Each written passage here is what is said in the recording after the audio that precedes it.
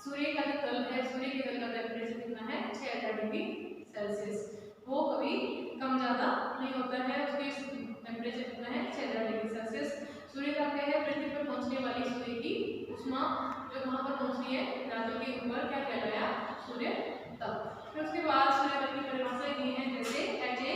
CRISPR के according है पृथ्वी की सतह पर सूर्य के विकिरण द्वारा प्राप्त होने वाली ऊर्जा की मात्रा क्या कहलाती है, सूर्य ताप। उसके बाद अगला विधान है केंद्रीय, उसके अकॉर्डिंग क्या है, सूर्य से निरंतर विकिरण के रूप में आने वाले ऊर्जा को क्या कहते हैं, सूर्य ताप। उसके बाद अगला है अपना पृथ्वी का उष्मा बजट, जिसके अंदर क्या है, सन से आने वाली एनर्जी कितनी आई है और कितनी वापस गई है, यानी कितनी धातु के ऊपर पहुंच रही है, उसमें से धातु ने कितनी ली है और वापस कितनी भेजी है, यानी कि आय रुपये का ब्यौरा जो है वो क्या कहलाता है, आपका बजट। उसी तरीके से सन से आने वाली एनर्जी कितनी धातु के ऊपर आ रही है और कितनी वापस लौटकर जा रही है, वो क्या है, पृथ्वी का उष्मा बजट। जिसके अंदर अगर हम मान के चलते हैं कि सन से आने वाली जो एनर्जी है मान लो 100% है, 100% में से 35 इकाइयां ऐसी हैं जो धरातल पर पहुंचने से पहले ही परावर्तित हो जाती हैं, जिसमें से 6 जो इकाइयां हैं वो तो दुर्लभ के द्वारा, 27 जो इकाइयां हैं वो बादल के द्वारा, और 2 इकाइयां जो है वो हिम से ढके हुए जो क्षेत्र हैं उनके द्वारा वापस लौट जाती हैं, यानी वो 35 इकाइयां जो धरातल पर नहीं पहुंचती है, पहुंचने से पहले ही परावर्तित हो जाती है, वो क्या कहलाती है, पृथ्वी का एल्बिडो, ध्रुवता या स्फीति। फिर उसमें से 35 इकाइयां निकाल दी आपने, कितनी बची, 65 इकाइयां, जिनमें से 14 जो इकाइयां हैं वो वायुमंडल के द्वारा डायरेक्ट ही अवशोषित कर ली जाती हैं।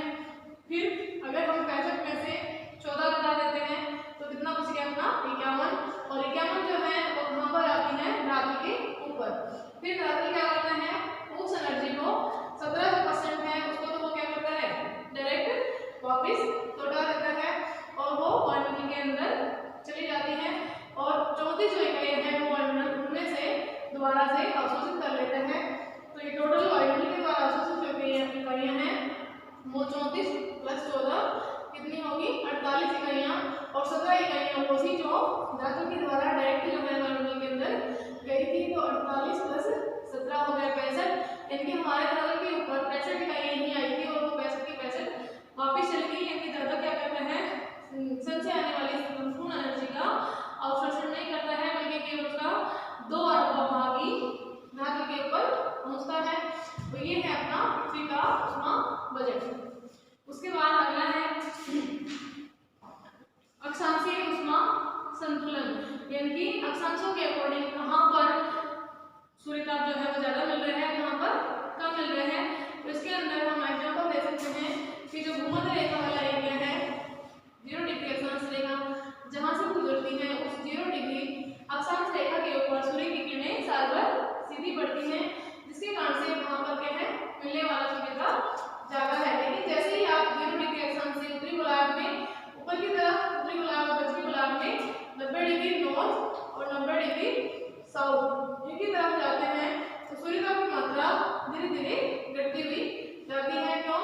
क्योंकि 90 डिग्री नॉर्थ के ऊपर सूर्य की किरणें तिरछी पड़ती हैं, इसलिए यहाँ पर मिलने वाला सूर्यताप कम है।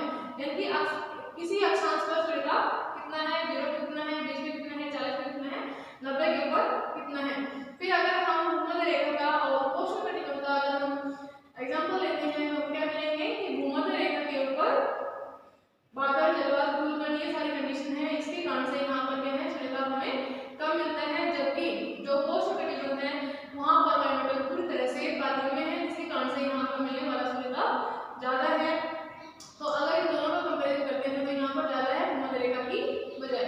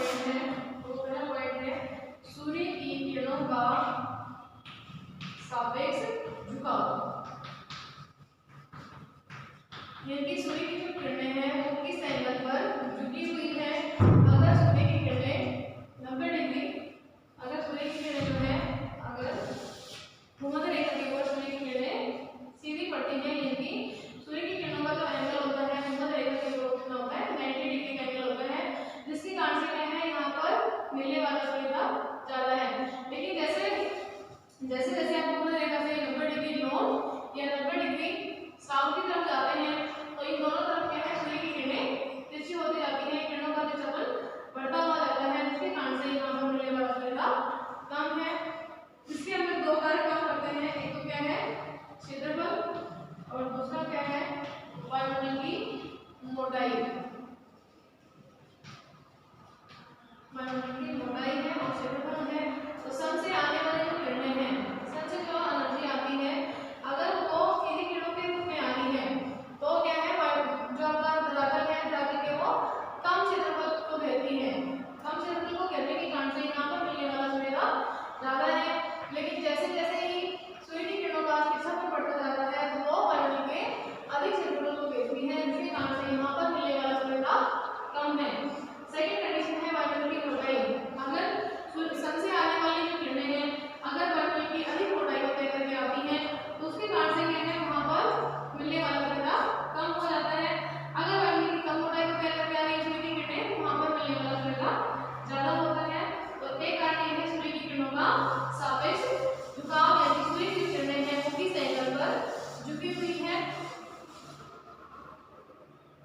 उसके बाद सेकंड जो पॉइंट है वो है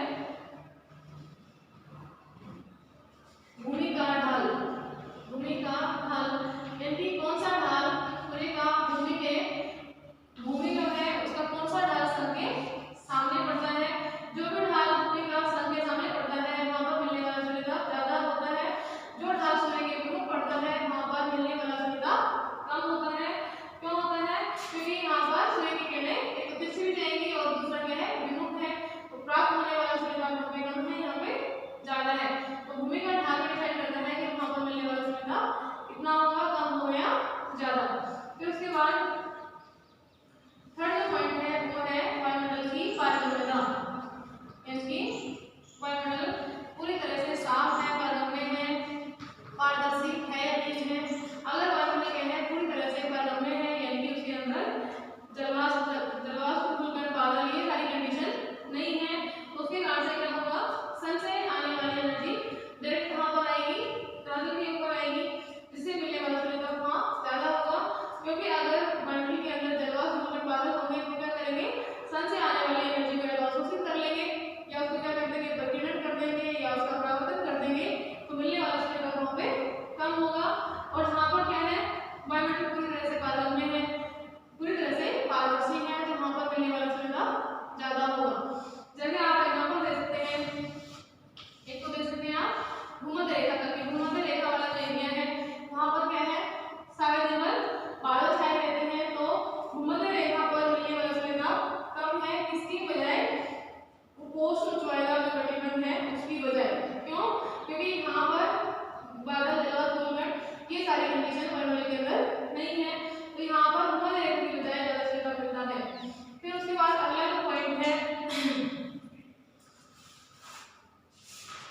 उसका अगला पॉइंट है दिन की अवधि, यानी दिन जो है वो बड़े होंगे या छोटे। और जो पॉइंट है दिन की अवधि, दिन लंबा है या छोटा है। अगर दिन क्या है, लंबे हैं तो मिलने वाला सूर्य ज्यादा होगा। अगर दिन क्या है आपके बड़े हैं तो मिलने वाला सूर्य ज्यादा, अगर दिन क्या है छोटे हैं तो मिलने वाला सूर्य आपका कम होगा। जैसे आप एग्जांपल दे सकते हैं कि ये वाला क्षेत्र है, इसके अंदर क्या है, अगर आप एग्जांपल देते हैं कर्क रेखा का कि सूर्य कब चमकता है, गर्मियों के अंदर कर्क रेखा के ऊपर 21 जून को लंबा चमकता है, तो इसके कारण से यहाँ पर क्या होगा, सूर्य की किरणें यहाँ पर सीधी पड़ेगी और उत्तरी गोलार्ध में दिन जो है वो बड़े होंगे, रातें छोटी होंगी। और जब सूर्य कहाँ चमकेगा आपका, मकर रेखा के ऊपर 22 दिसंबर को। इस टाइम पे क्या है, सूर्य की किरणें मकर रेखा के ऊपर सीधी पड़ रही है, जिसके कारण से यहाँ पर क्या है, मिलने वाला सूर्य ज्यादा होगा। और इस तरफ जो है दिन क्या होंगे, बड़े होंगे और रात कैसी होंगी, छोटी। और 21 मार्च और 23 सितंबर तो यहाँ पर क्या है, सूर्य जो है भूमध्य रेखा के ऊपर सूर्य की किरणें सीधी पड़ती हैं, तो मिलने वाला सूर्य का यहाँ पर भूमध्य रेखा के ऊपर ज्यादा होगा। तो दिन की अवधि डिसाइड करती है कि दिन बड़े होंगे या छोटे होंगे। उसके बाद अगला जो पॉइंट है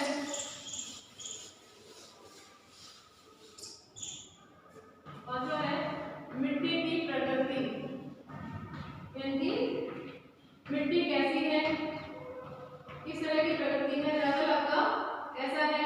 मान लो अगर रेतीला धरातल है तो रेतीला धरातल की क्या विशेषता होती है, सन से आने वाली संपूर्ण जो एनर्जी है रेतीला धरातल क्या करता है, उसको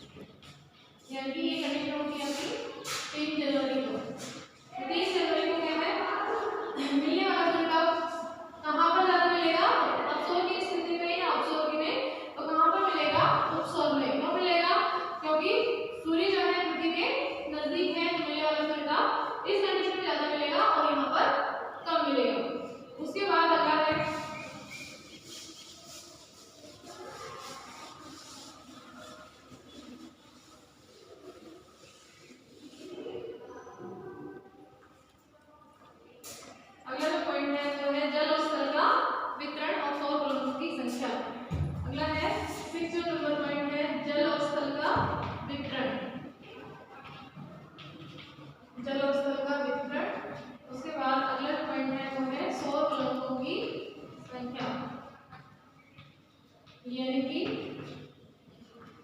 जल और स्थल के अंदर क्या है कि कहाँ पर जलीय भाग है और कहाँ पर स्थलीय भाग है, क्योंकि जल और स्थल की अलग अलग विशेषता होती है। स्थलीय भाग को क्या करता है, सन से आने वाली संपूर्ण एनर्जी को अपने अंदर अवशोषित कर लेता है, जिसके कारण से यहाँ पर मिलने वाला ऊर्जा ज्यादा है। जबकि जलीय भाग क्या है, जलीय भाग के अंदर समय धाराएं चलती है, जैसे पानी क्या है पहले गर्म हुआ, समय धाराएं होगी, फिर दोबारा इस तरह से उसमें प्रोसेस चलती रहती है समय धाराओं की। तो क्या है ये धीरे धीरे गर्म होता है, स्थलीय भाग जो है वो जल्दी गर्म हो जाता है, सन से आने वाली एनर्जी भी जल्दी अवशोषित कर लेता है। तो ये भी इफेक्ट डालता है कि कहाँ पर जलीय भाग है वहाँ स्थलीय भाग है। फिर उसके बाद अगला है सौरकलंकों की संख्या, यानी कि सूर्य के तल के अंदर छोटे छोटे काले काले रंग के धब्बे होते हैं, जिनको हम क्या कहते हैं, सौरकलंक। अगर इन सौरकलंकों की संख्या क्या है, ज्यादा है, तो हम क्या कहेंगे कि मिलने वाला सुविधा ज्यादा है। अगर क्या है इन कलंकों की संख्या कम हो जाती है तो मिलने वाला सुविधा कम हो जाता है। तो ये सारे कारण हैं जो सुविधा को प्रभावित करते हैं। उसके बाद अगला है तापमान। तो तापमान क्या है, धरातल से 4 फुट ऊंची जो वायु है उसकी गर्मी को क्या कहते हैं, तापमान कहते हैं। फिर अगला है कि तापमान को कौन कौन से ऐसे कारक हैं जो प्रभावित करते हैं, जिसके अंदर सबसे पहला जो कारक है वो है अक्षांश। अक्षांश अथवा भूमध्य रेखा से दूरी, अक्षांश अथवा भूमध्य रेखा से दूरी, यानी कि कोई भी स्थान जो है वो किस अक्षांश रेखा के ऊपर स्थित है, भूमध्य रेखा के पास में है या भूमध्य रेखा से दूर है। इसके अंदर क्या एग्जांपल दे सकते हैं कि वो स्थान जो भूमध्य रेखा के ऊपर स्थित है, जिन भी स्थानों से भूमध्य रेखा गुजरती है वहां पर मिलने वाला सूर्यताप जो है, तापमान जो है वो ज्यादा रहेगा। जैसे जैसे आप 0 डिग्री अक्षांश से ऊपर की तरफ 90 डिग्री नॉर्थ और 90 डिग्री साउथ की तरफ जाएंगे, तो क्या है भूमध्य रेखा से अगर दूरी बढ़ती जाएगी तो सूर्य की किरणों का प्रक्षेपण भी बढ़ता जाता है। तो इन अक्षांशों की तरफ क्या है मिलने वाला जो तापमान है वो कम हो जाता है, जबकि क्या है भूमध्य रेखा पर ज्यादा रहता है। तो ये डिसाइड करता है कि कौन सा स्थान भूमध्य रेखा के पास में है, भूमध्य रेखा से दूर है। सेकंड जो पॉइंट है वो है समुद्र तल से ऊंचाई। समुद्र तल से ऊंचाई, इसके अंदर क्या दिया है कि कोई भी स्थान समुद्र तल के पास में है, यानी कि धरातल के ऊपर है या ऊंचाई के ऊपर स्थित है। तो इसके अंदर आप एग्जांपल दे सकते हैं इंडिया का। जैसे इंडिया में आप एग्जांपल दे सकते हैं, एक तो क्या है कोई भी भाग जो मैदानों में हो, जैसे मान लो आप राजस्थान का दे रहे हो जैसलमेर, या आप हरियाणा का दे दो, ये दे दिया जैसे एक स्थान। तो एक दे दिया मैंने शिमला मंसूरी नैनीताल, इनको बता दिया कि ये कहाँ पर है, ऊंचाई के ऊपर है शिमला, जबकि जैसलमेर है वो कहाँ पर है, मैदानी भाग के अंदर है, शिमला कहाँ है, ऊंचाई के ऊपर है। तो जैसलमेर का टेम्परेचर क्या मिलेगा, ज्यादा मिलेगा बजाय कि शिमला के। शिमला का टेम्परेचर कम मिलेगा, क्यों, क्योंकि शिमला कहाँ पर है, ऊंचाई पर। और जैसे जैसे हम धरातल से ऊंचाई पर जाते हैं तो 165 मीटर की ऊंचाई पर 1 डिग्री सेल्सियस टेम्परेचर कम हो जाता है। तो समुद्र तल से जो ऊंचाई है वो भी निर्भर करती है कि कोई भी स्थान मैदानों पर है या कहाँ पर ऊंचाई के ऊपर है। अगर कोई स्थान ऊंचाई पर होगा तो वहाँ पर टेम्परेचर क्या होगा, कम बचाएगी जो भाग मैदानों पर है। उसके बाद अगला है थर्ड पॉइंट है वो है समुद्र तट से दूरी, यानी कोई भी स्थान समुद्र तट के पास में है या समुद्र तट से दूर है। तो इसमें भी आप इंडिया का एग्जांपल दे सकते हैं कि जैसे मुंबई है आपका, मुंबई तो कहाँ पर है, समुद्र तट के पास में, जबकि जो दिल्ली है वो कहाँ पर है, महाद्वीप के अंदर। तो मुंबई जो है वो समुद्र तट के पास में है, जिसके कारण से यहाँ पर सम जलवायु होती है। सम जलवायु होने के कारण से यहाँ पर किसका प्रभाव पड़ता है, समुद्री जलवायु का, समुद्री तल का, जिसके कारण से क्या है यहाँ पर ना तो सर्दी में ज्यादा सर्दी, ना गर्मी में ज्यादा गर्मी होती है। जबकि अगर हम एग्जांपल लेते हैं दिल्ली का, तो दिल्ली कहाँ पर है, महाद्वीप के अंदर, यानी कि यहाँ पर किसका प्रभाव पड़ता है, महाद्वीप की तरह का, जिसके कारण से दिल्ली की जलवायु कैसी है, विषम, सर्दियों में ज्यादा सर्दी और गर्मी में ज्यादा गर्मी। तो ये भी डिसाइड करता है कि कोई स्थान समुद्र तट के पास में है या समुद्र तट से दूर है, यानी कि समुद्र तट की जलवायु है या महाद्वीप का, किस चीज का इफेक्ट उसके ऊपर आ रहा है।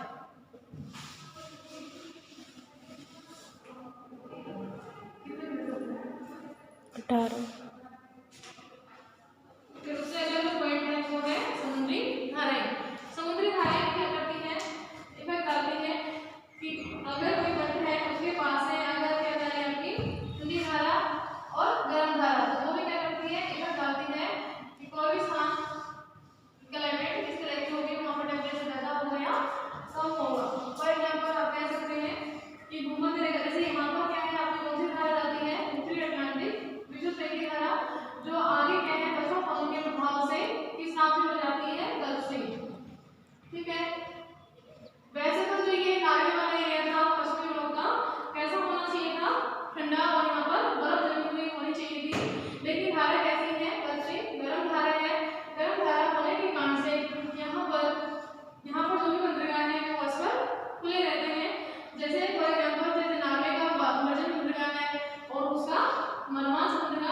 इस धारा के आने के कारण से वो परस्पर खुले रहते हैं।